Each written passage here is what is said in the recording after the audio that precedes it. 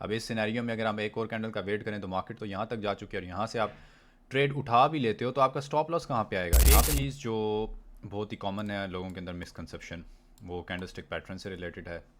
जब भी कोई ट्रेडिंग सीखता है तो लाजमी बात है कि सबसे पहले उसका जो इंटरेक्शन होता है वो कैंडलस्टिक्स के साथ ही होता है, कि कैंडलस्टिक्स कैसे बनती हैं, कैसे क्लोज होती हैं, डिफरेंट टाइम फ्रेम्स क्या होते हैं। और एनालिसिस करने का जो सबसे पहला तरीका कोई कोई भी बंदा जो ट्रेडिंग सीखता है वो यही सीखता है कि कैंडलस्टिक पैटर्न्स क्या होते हैं, और कैंडलस्टिक पैटर्न्स को देख के कैसे पता चल सकता है कि मार्केट बुलिश होगी या मार्केट बेरिश होगी। लेकिन इसके अंदर एक मिसकंसेप्शन जो हम इस वीडियो के अंदर डिस्कस करेंगे वो ये है कि कैंडलस्टिक पैटर्न्स मार्केट में किसी भी जगह अगर फॉर्म होते हैं तो इसका ये मतलब नहीं है कि हर जगह पे उनकी एक्यूरेसी उतनी ही होगी और आप हर कैंडलस्टिक पैटर्न के ऊपर ट्रेड ले सकते हो।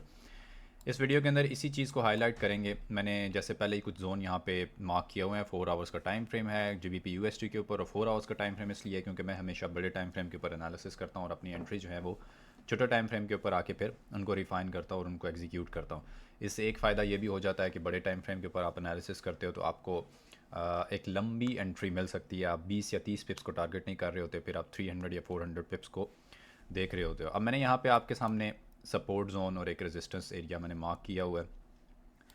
अब इस सपोर्ट जोन को मैंने 4 आवर्स के ऊपर मार्क किया और अब हम 15 मिनट्स के टाइम फ्रेम पे जाएंगे और वहाँ पे जाके देखेंगे कि कौन सी ऐसी कंफर्मेशन है कि जिससे हमें ये पता चल सकता है कि यहाँ से मार्केट बुलिश हो सकती है या नहीं।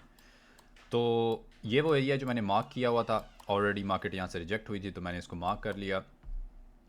अब यहाँ पे अगर हम गौर से देखें तो जैसे ही ब्रेकआउट हुआ तो ब्रेकआउट एक बुलिश इनगल्फिंग कैंडलस्टिक पैटर्न के साथ हुआ। ये चीज़ आप माइंड में रखें कि लोग कहते हैं कि कैंडलस्टिक पैटर्न्स काम नहीं करते, बिल्कुल गलत। हर चीज़ काम करती है अगर आपको सही तरह चलाने आती है तो। अब ये जो इनगल्फिंग कैंडलस्टिक पैटर्न है ये इस वजह से भी बहुत इंपॉर्टेंट है कि इसके ऊपर कितनी थ्योरीज हैं, इसके ऊपर कितने कॉन्सेप्ट्स हैं।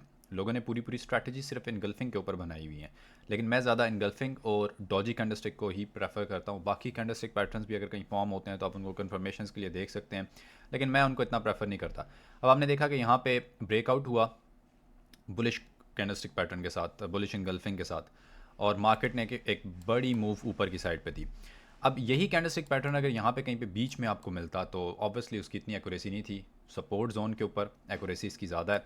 इसी तरह जो मैंने रेजिस्टेंस एरिया मार्क किया था 4 आवर्स के ऊपर, अगर हम वहाँ पे देखें तो इस पूरे एरिया के अंदर हमें यहाँ पे एक बेरिश इनगल्फिंग कैंडलस्टिक पैटर्न मिलता है, लेकिन ये इतना स्ट्रॉन्ग बेरिश इनगल्फिंग नहीं है।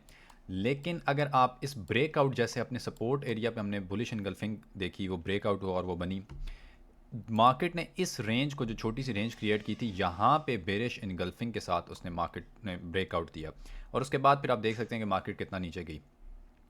अब बीच में जैसे मैं कहता हूँ कि बुलिश इनगल्फिंग या बेरिश इनगल्फिंग, उनकी मैं अगर आपको एग्जांपल दूँ तो यहाँ पे हम कोई ढूंढते हैं, फॉर एग्जांपल इसको देख लेते हैं।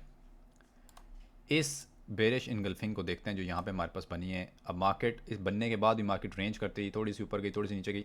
ये एक वैलिड बेरिश इनगल्फिंग नहीं थी, क्योंकि एक प्रॉपर बड़े टाइम फ्रेम के रेजिस्टेंस या सपोर्ट एरिया के हिसाब से बेरिश इनगल्फिंग हमें यहाँ पे नहीं मिली। तो हर बेरिश इनगल्फिंग के ऊपर हम टारगेट अपनी ट्रेड नहीं ले सकते। और इसके अलावा एक चीज़ और भी कि अगर आप ऐसे ही मार्केट में मार्केट रनिंग कंडीशन में है, आप कहीं पे भी कोई पैटर्न देख के ट्रेड ले लेते हो तो आपका स्टॉप लॉस बहुत बड़ा बनता है। सपोर्ट और रेजिस्टेंस के ऊपर आप एनालिसिस करने का और लाइक कैंडलस्टिक पैटर्न्स को ढूंढने का एक फ़ायदा आपको ये भी है कि आपका स्टॉप लॉस छोटा बनता है। अब यहाँ पे अगर आप इस जगह पे भी ट्रेड लेते, फॉर एग्जांपल यहाँ पे भी आपने एंट्री ले ली। बहुत सारे लोगों के डिफरेंट कॉन्सेप्ट्स हैं, कोई कहता है एक और कंफर्मेशन की कैंडल देख लो, लेकिन मेरा मानना ये है कि यहाँ पे बन गई, जगह सूटेबल है तो आपको ट्रेड वहीं पे एग्जीक्यूट करनी चाहिए, ना कि आप वेट करो कि एक और कैंडल बनेगी बुलिश और हम कंफर्मेशन लेंगे। अब इस सिनेरियो में अगर हम एक और कैंडल का वेट करें तो मार्केट तो यहाँ तक जा चुकी है, और यहाँ से आप ट्रेड उठा भी लेते हो तो आपका स्टॉप लॉस कहाँ पे आएगा, यहाँ पे नीचे आएगा। ये तो बहुत बड़ा स्टॉप लॉस हो सकता है कि आपके टीपी से भी बड़ा आपका स्टॉप लॉस बन जाए। तो ये एक परफेक्ट जगह है। इसी तरह हम किसी और करेंसी के ऊपर देख लेते हैं, फॉर एग्जांपल जीबीपी जेपीवाई के ऊपर आ जाते हैं। जीबीपी जेपीवाई के ऊपर भी मैंने ऑलरेडी मार्किंग्स की हुई हैं ताकि हमारा टाइम बच जाए, और ये मार्किंग्स भी बाय द वे 4 आवर्स के टाइम के हिसाब से की हैं।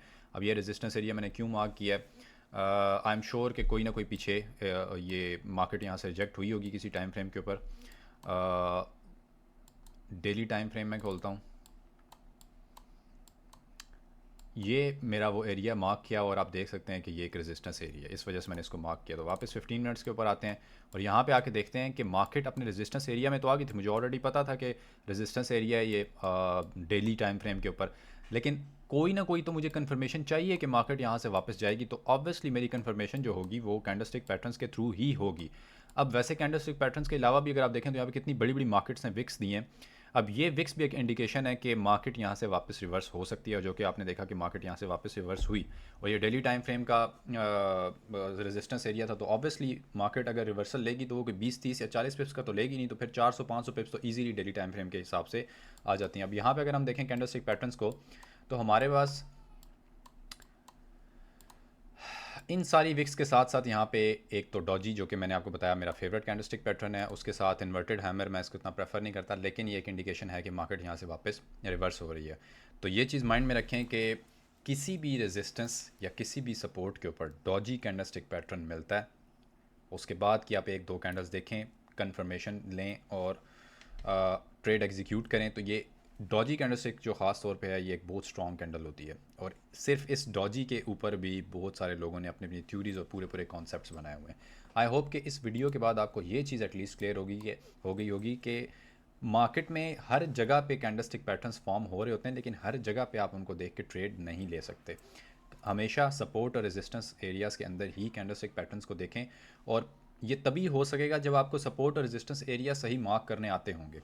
अगर तो आपको सपोर्ट और रेजिस्टेंस एरियाज़ मार्क करने में कोई डिफिकल्टी होती है या कुछ भी होता है, तो आप नीचे कमेंट करें, या कैंडलस्टिक पैटर्न से रिलेटेड कोई भी आपने क्वेश्चन पूछना है तो आप नीचे कमेंट कर सकते हैं, मुझे डायरेक्ट मैसेज भी कर सकते हैं। आप मेरे सोशल मीडिया चैनल्स को फॉलो कर सकते हैं, वहाँ पे भी मैं हर किसी को रिप्लाई देता हूँ। मैं बेशक एक दिन लगें 2 दिन लगें, लेकिन मैं हर किसी से बात करता हूँ, हर किसी की प्रॉब्लम को समझता हूँ और हर किसी को रिस्पॉन्स देता हूँ।